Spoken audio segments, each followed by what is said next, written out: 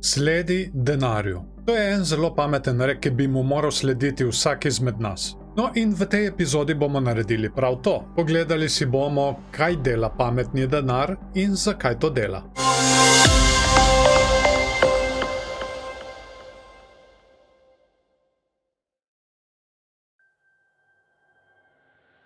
Lepo pozdravljeni nazaj in dobrodošli na kanalu Explicit, to je kanal, kjer jemljemo kripto z realnim pogledom.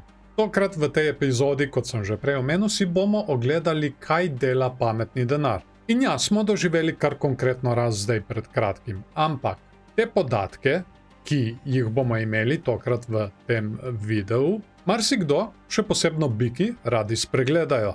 No, najprej si bomo na kratko ogledali gibanje cene Bitcoina, nato pa še posebne grafe, ki sem jih omenjal. Kakorkoli že, čas je, da se potopimo v grafe.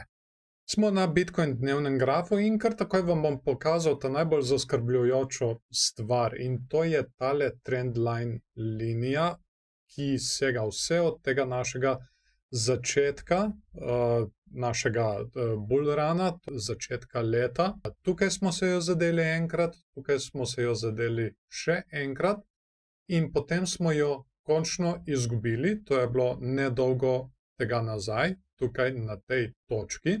In kaj se dogaja zdaj? Zdaj smo se vrnili točno sem gor, točno na tole trendline linijo, oziroma trend linijo, da se popravim, in jo testiramo kot odporno cenovno mejo. In zato sem tudi patrone opozoril, da iz tega razloga tudi ostaja medvedji. In če to linijo slučajno premagamo, imamo tukaj še kar konkretno ogromno enih odpornih mej, od katerih lahko pričakujemo zavrnitev. Naprimer, ena je že tukaj na okoli 38.000.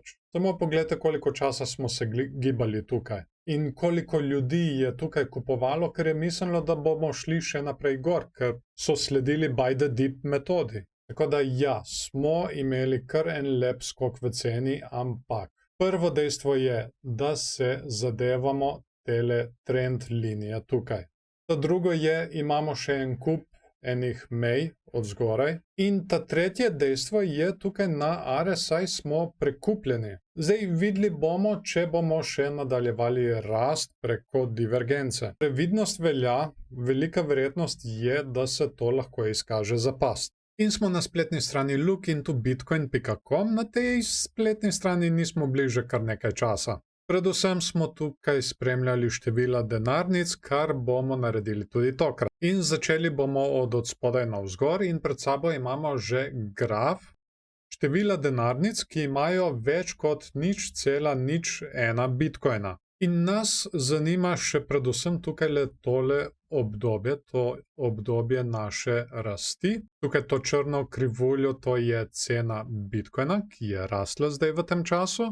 In tukaj tale oranžna krivulja, to je pa število denarnic. In kot vidimo, tukaj je vztrajno raslo, torej to pomeni, da mali vlagatelji so vztrajno kupovali. Pojdimo in poglejmo še za en korak više, to je 0,1 bitcoina. In tudi tukaj vidimo, tudi te lahko štejemo pod male vlagatelje, no tudi oni so vztrajno vlagali v bitcoin ves ta čas rasti, ki smo ga imeli tukaj. To je od začetka leta 2023 pa vse do danes. Pojdimo še naprej, denarnice, ki imajo več kot 1 bitcoin. Tudi tukaj vidimo vztrajno rast in ja, tudi te se šteje pod male vlagatelje. In naprej naslednja, mislim, da so denarnice, ki imajo več kot 10 bitcoinov. Tudi tukaj nič kaj drugače, imamo rast in ja, tudi te bi se dalo šteti pod male vlagatelje. In naslednja, ki je na vrsti, so denarnice z več kot 100 bitcoini. No tukaj pa se nam zdaj riše drugačna zgodba. Če ponovno približam tole obdobje tukaj, vidimo zelo jasno, da je cena bitcoina rasla, medtem ko število teh denarnic se je pa nižalo. In če gremo še eno stopnjo višje, to so denarnice z več kot 1000 bitcoini. In ja, tukaj vidi tole razliko.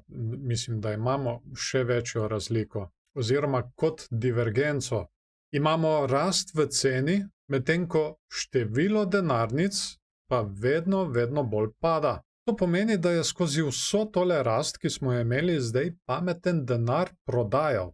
Kar po mojem ni dober znak in je tudi lahko indikator, da gremo še nižje. In tudi, da se je s tem ta zadnjim dvigom, ki smo ga imeli, delala past za vse male vlagatelje. Ker oni so pač vlagali, medtem ko ta veliki so pa pobirali ven. Zdaj, zakaj se to dogaja, zagotovo nekaj vejo. V teh višjih investitorskih krogih zagotovo krožijo informacije, ki so dosti boljše kot tiste, ki jih dobimo mi preko novic. Zdaj, nikakor ne pravim, da je treba spremljati samo to, je pa vsekakor dobrodošel indikator k spremljanju cene. Še vedno, kot vedno pravim, je gibanje cene tisto, ki ima glavno besedo.